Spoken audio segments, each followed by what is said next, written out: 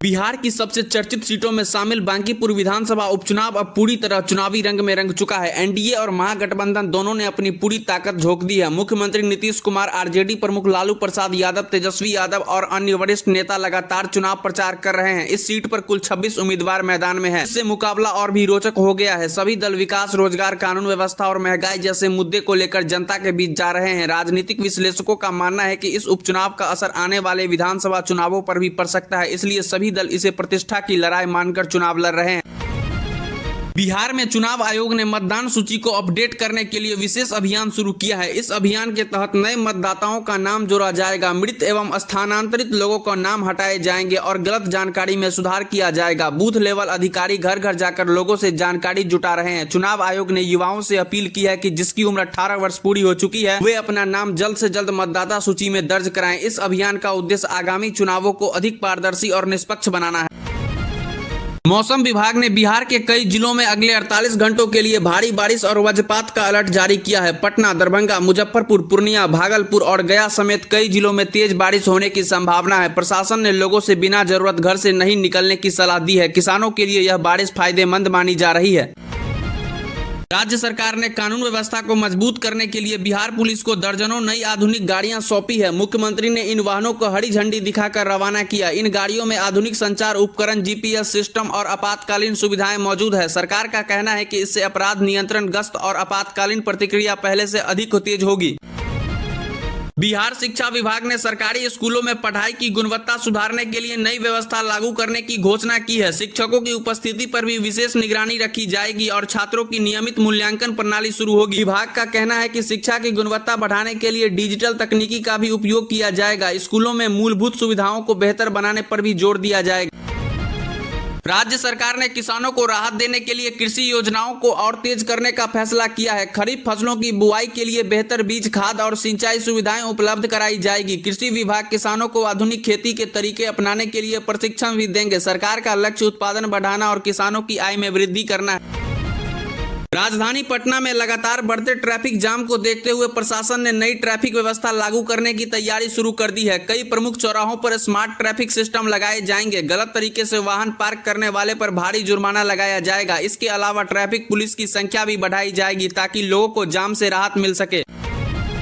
राज्य सरकार ने युवाओं के लिए रोजगार के नए अवसर उपलब्ध कराने की दिशा में कई योजनाओं पर काम किया है। विभिन्न विभागों में रिक्त पदों पर भर्ती प्रक्रिया तेज की जाएगी। साथ ही कौशल विकास कार्यक्रमों के माध्यम से युवाओं को प्रशिक्षण दिया जाएगा ताकि वे निजी क्षेत्र में भी रोजगार प्राप्त कर सके।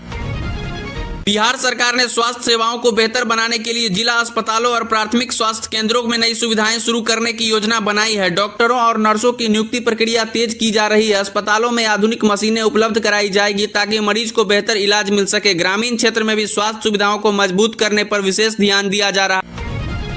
बिहार से गुजरने वाली कई महत्वपूर्ण ट्रेनों में अतिरिक्त कोच लगाए जाने और कुछ नई सुविधाएं शुरू करने की तैयारी की जा रही है। त्योहारों और बढ़ती भीड़ को देखते हुए रेलवे विशेष ट्रेनों का संचालन भी कर सकता है। यात्रियों की सुरक्षा, साफ सफाई और समय पर ट्रेन संचालन को लेकर रेलवे ने अधिकारियों को विशेष निर्देश दिए हैं। इससे लाखों यात्रियों को यात्रा के दौरान सुविधा मिलने की उम्मीद है।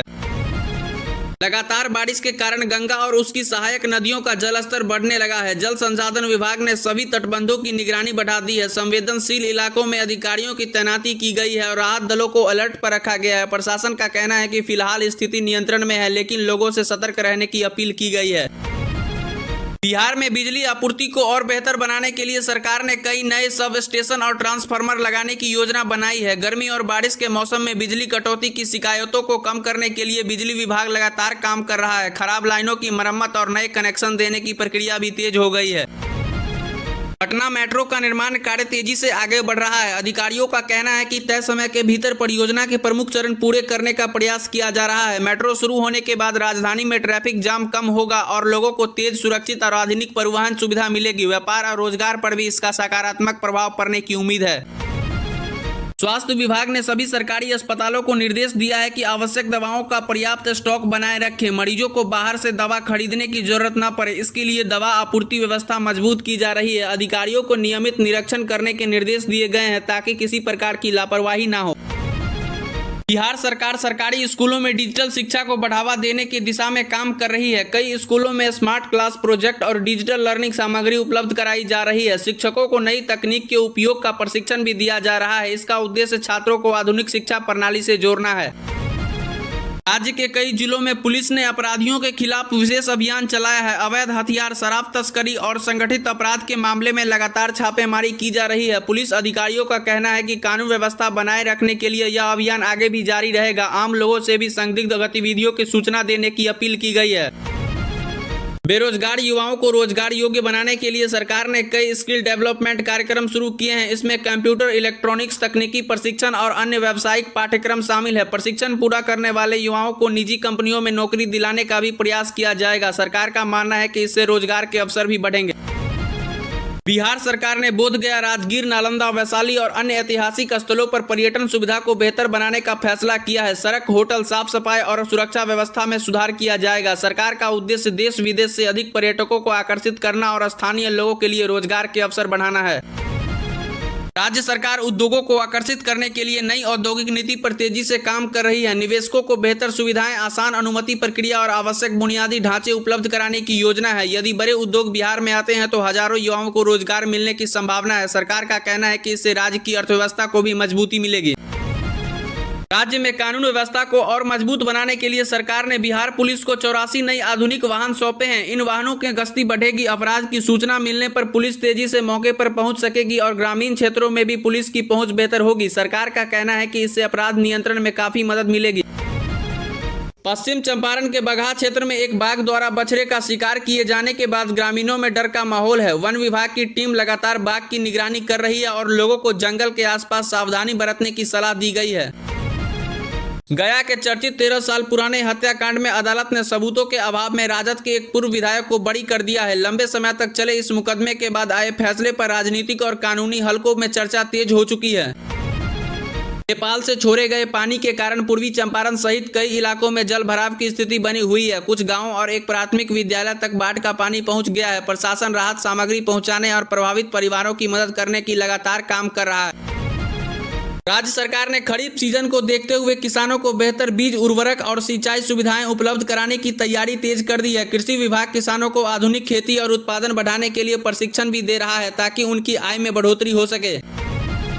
पटना स्थित बिहार संग्रहालय में विचित्र नामक विशेष प्रदर्शनी का आयोजन किया गया है। इस प्रदर्शनी में बिहार और बंगाल की साझा कला, संस्कृति और विरासत को प्रदर्शित किया जा रहा है। कलाकारों की पेंटिंग, मूर्तियां और अन्य कलाकृतियों लोगों के आकर्षण का केंद्र बनी हुई है।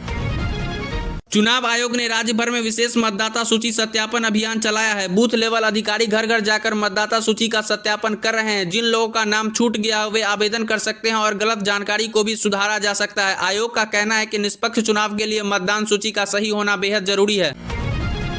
बिहार सरकार ने हाल के महीनों में 211 नए डिग्री कॉलेजों में पढ़ाई शुरू करने की पहल की है। इसका उद्देश्य ग्रामीण और दूर दराज क्षेत्रों के छात्रों को उनके घर के पास उच्च शिक्षा उपलब्ध कराना है। इससे लाखों छात्रों को लाभ मिलने और उच्च शिक्षा का दायरा बढ़ाने की उम्मीद है।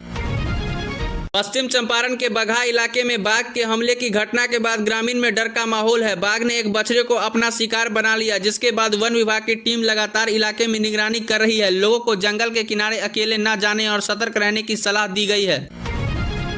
बिहार बीएड कैट 2026 की दूसरी सीट आवंटन सूची जारी कर दी गई है। जिन अभ्यर्थियों का चयन हुआ है उन्हें संबंधित कॉलेजों के समय पर रिपोर्ट करना होगा। शिक्षा विभाग ने समय सीमा का पालन करने की अपील की है ताकि प्रवेश प्रक्रिया बिना किसी देरी के पूरी हो सके।